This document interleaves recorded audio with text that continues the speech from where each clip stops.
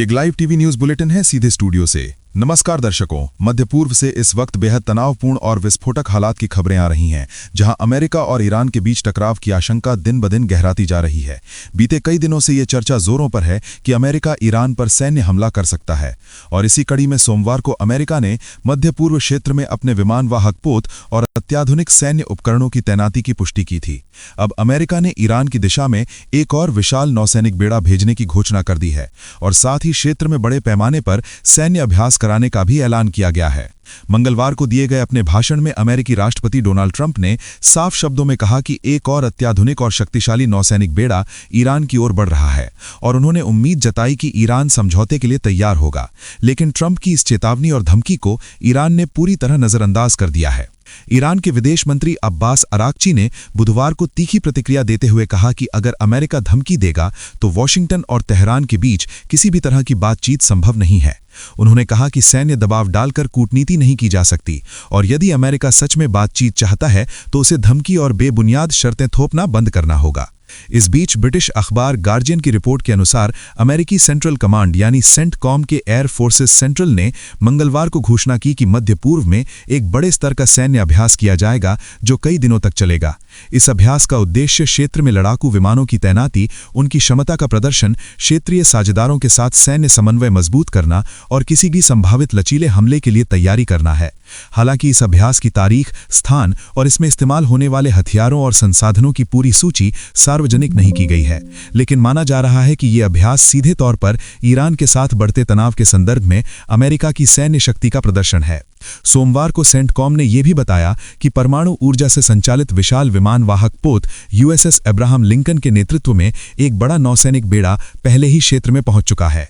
इस बेड़े में दर्जनों लड़ाकू विमान, लगभग 5000 नौसैनिक और कई गाइडेड मिसाइल डिस्ट्रॉयर शामिल हैं, जिनका उद्देश्य किसी भी संभावित हमले से बेड़े की रक्षा करना है और हवा से आने वाले खतरों को रोकना है। इसी बीच सऊदी अरब ने साफ कर दिया है कि वो किसी भी देश को ईरान पर हमला करने के लिए अपने हवाई क्षेत्र और भूमि का इस्तेमाल करने की अनुमति नहीं देगा। सऊदी युवराज मोहम्मद बिन सलमान ने ईरान के राष्ट्रपति मसूद पेजेश्कियान से फोन पर बातचीत करते हुए ये भरोसा दिलाया कि रियाद क्षेत्रीय सुरक्षा और स्थिरता बनाए रखने के लिए संवाद के जरिए मतभेद सुलझाने के पक्ष में है। इससे पहले संयुक्त अरब अमीरात ने भी यही रुख अपनाते हुए कहा था कि वो ईरान के खिलाफ किसी भी सैन्य कार्रवाई में अपने हवाई क्षेत्र या समुद्री जल क्षेत्र का इस्तेमाल नहीं होने देगा।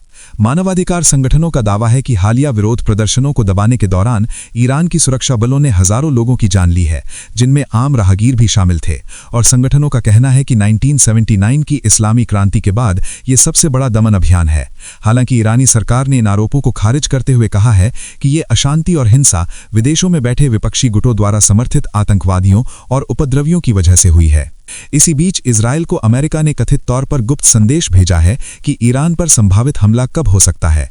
ये जानकारी इजरायली मीडिया चैनल 14 के हवाले से मध्य पूर्व आधारित समाचार माध्यम मिडिल ईस्ट मॉनिटर ने दी है।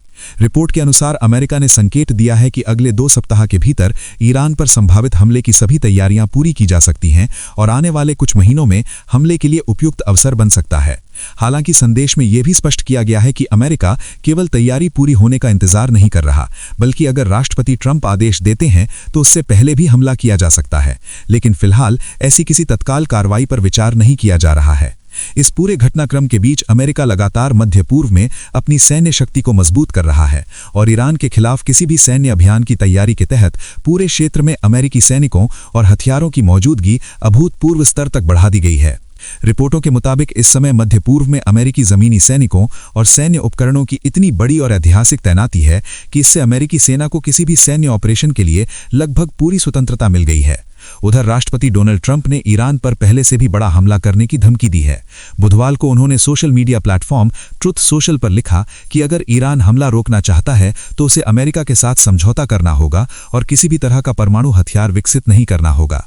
उन्होंने याद दिलाया कि पिछले साल जून में अमेरिका ने ईरान की परमाणु सुविधाओं पर हवाई हमला किया था, जब ईरान और इजराइल के बीच संघर्ष चल रहा था, और ट्रंप ने चेतावनी दी कि अगला हमला उससे भी ज्यादा बड़ा और विनाशकारी होगा।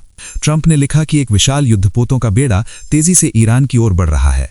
ये बेड़ा बेहद ताकतवर है और स्पष्ट लक्ष्य के साथ आगे बढ़ रहा है। उन्होंने कहा कि वेनेजुएला की ओर भेजे गए बेड़े से भी ये ज्यादा बड़ा है और किसी भी समय ऑपरेशन के लिए तैयार है। जरूरत पड़ने पर यह बेहद तेजी और भयावह तरीके से हमला कर सकता है। ट्रंप ने अपने बयान में कहा कि उन्हें उम्मीद है कि ईरान जल्द ही बातचीत की मेज पर आएगा और सही समझौते पर राजी होगा। उन्होंने दोहराया कि ईरान को किसी भी हाल में परमाणु हथियार रखने की अनुमति नहीं दी जाएगी और ये समझौता सभी के लिए बेहतर होगा। उन्होंने चेतावनी दी कि समय तेजी से खत्म हो रहा है और अब बिल्कुल भी समय नहीं बचा है। उन्होंने कहा कि उन्होंने पहले भी ईरान से समाधान पर आने को कहा था, लेकिन उसने नहीं सुना, इसलिए जून में ऑपरेशन मिडनाइट हैमर हुआ और ईरान को भारी नुकसान हुआ और अगर अगली बार हमला हुआ तो वो और भी ज्यादा घातक होगा। इस बीच आर्थिक मोर्चे पर भी ईरान को बड़ा झटका लगा है। अमेरिकी डॉलर के मुकाबले ईरानी मुद्रा रियाल में ऐतिहासिक गिरावट दर्ज की गई है। बुधवार को रियाल अपने इतिहास के सबसे निचले स्तर पर पहुंच गया और खुले बाजार में $1 के बदले 16,20,500 रियाल मिल रहे हैं, जबकि एक दिन पहले यही दर लगभग 15 लाख रियाल थी। यानी सिर्फ एक दिन में ईरानी मुद्रा में करीब 1.5 लाख रियाल की गिरावट आ गई है। मुद्रा से जुड़ी वेबसाइट बोनबास्ट ने यह जानकारी दी है।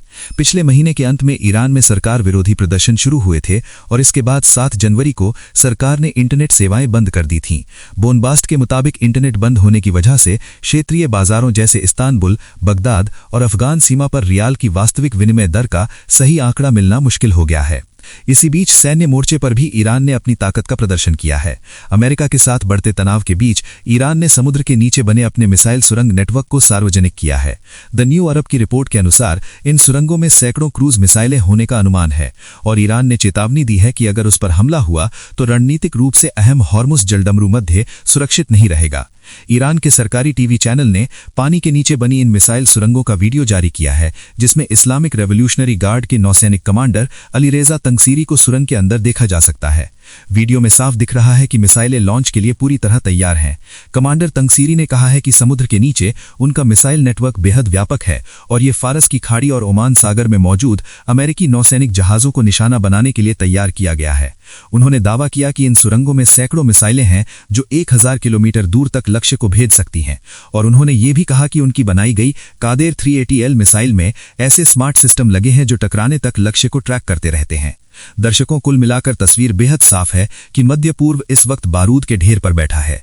अमेरिका और ईरान के बीच बयानबाजी, सैन्य तैनाती, आर्थिक दबाव और कूटनीतिक खींचतान लगातार तेज हो रही है। एक तरफ अमेरिका अपनी सैन्य शक्ति दिखाकर ईरान को समझौते के लिए मजबूर करना चाहता है, तो दूसरी तरफ ईरान भी खुलकर चेतावनी दे रहा है कि अगर हमला हुआ तो जवाब बेहद कठोर होगा। क्षेत्रीय देश सऊदी अरब और संयुक्त अरब अमीरात फिलहाल तटस्थ रहने और अपने क्षेत्र का इस्तेमाल न होने देने की बात कह रहे हैं, लेकिन इजराइल को भेजा गया गुप्त संदेश और संभावित हमले की टाइमलाइन ये दिखाती है कि हालात किसी भी वक्त बेहद खतरनाक मोड़ ले सकते हैं। आर्थिक संकट से जूझ रहा ईरान, गिरती मुद्रा, घरेलू अशांति और बाहरी दबाव, इन सब के बीच आने वाले हफ्ते बेहद निर्णायक माने जा रहे हैं और पूरी दुनिया की नजरें इस बात पर टिकी हैं कि क्या ईरान बातचीत की राह चुनेगा या फिर क्षेत्र एक और बड़े युद्ध की ओर बढ़ेगा। हम इस पूरे घटनाक्रम पर पल पल की नजर बनाए हुए हैं और आपको हर अपडेट लाइव देते रहेंगे।